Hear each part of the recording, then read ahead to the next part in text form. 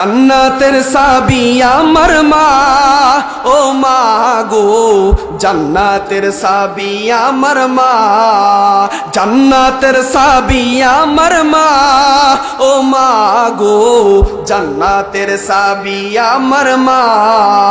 ওরে মা যার বেঁচে নাই তার মতো দুঃখী নাই, খালা ফুফু মায়ের মতো না, ও না গো জান্নাতের চাবি আমার মা।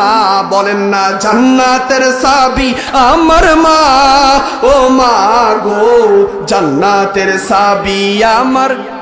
সবাই জান্নাতের চাবি আমার মা, ও মা গো জান্নাতের চাবি আমার।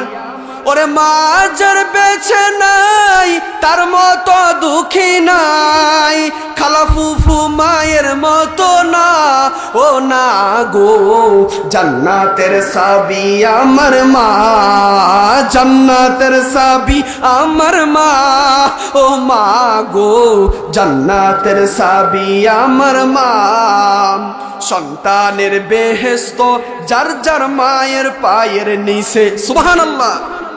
মা জননী যাহার প্রতি সন্তুষ্ট হইয়াছে, আহা বাপ মা যদি দোয়া করে আল্লাহর দরবারে, সুবহানাল্লাহ বলুন না।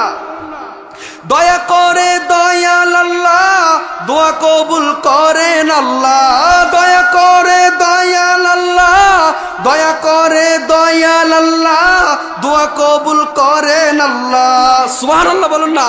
আচ্ছা বলেন, মা বাবা যদি দোয়া করে আল্লাহ কবুল করে কি করে না?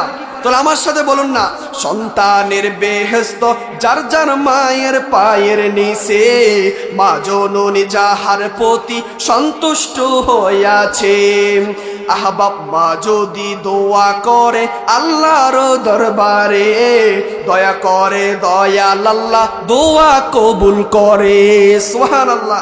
সবার আগে বাপ মার দোয়া কবুল করেন দয়াল আল্লাহ, সবার আগে বাপ মার দোয়া দয়া করেন দয়াল আল্লাহ। বাপ মার দোয়া বিফলে যায় না, ও মা গো জান্নাতের চাবি আমার মা, জান্নাতের চাবি আমার মা, ও মা গো জান্নাতের চাবি আমার মা। সকলে বলে আমিন। দেখেন আমি বলতেছিলাম বাবা হাসর ময়দান কেমন ভয়ঙ্কর হবে। ভাই আওয়াজটা একটু মিষ্টি করে দেন না, গলাটা টাইনতেছে। আল্লাহ রসুল সাল্লাল্লাহু আলাইহি সাল্লাম বলেন হাসর ময়দান এমন ভয়ঙ্কর হবে, হাসর ময়দান সন্তান বাবাকে চিনবে না, বাবা সন্তানকে চিনবে না। এবারকে আপনি বুঝে নেবেন যে ছেলে মেয়েদের জন্য 30-40 বছর মাথার গাম পায়ে ফেলা এত কষ্ট করেছেন, ওই কিয়ামতের ময়দানে আপনার সন্তান আপনাকে চিনবে না। হ্যাঁ ওই সন্তান চিনবে যে সন্তানকে দুনিয়ার বুকে হক্কানি আলেম বানাইছেন, হক্কানি হাফেজ বানাইছেন, নেককার বানাইছেন, ওই সন্তান আপনাকে চিনবে। কথা বলুন না রে বাবা। দেখেন দুনিয়ার বুকে অনেক সন্তান মা বাবাকে বৃদ্ধাশ্রমে দিয়ে আসে, আসে না নাই?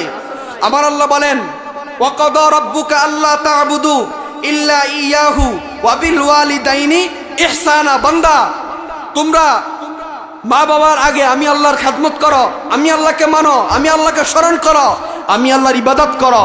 তারপর আল্লাহ বলেছেন আমি আল্লাহর পরে তোমরা যাকে বেশি স্মরণ করবা, তোমরা যাকে বেশি যার খেদমত করবা তিনি হলেন তোমার মা বাবা, সুবহানাল্লাহ। আল্লাহ রাব্বুল আলামিন বলেন তোমার মা বাবার সাথে তুমি এমন আচরণ করবা না। রিদার রব্বি ফি রিদাল ওয়ালিদাইন ওয়া সাকাতুর রব্বি ফি সাখাতিল ওয়ালিদাইন। মা বাবার সন্তুষ্টিতে আমি আল্লাহ সন্তুষ্টি হয়ে যাই, আর মা বাবা যদি অসন্তুষ্ট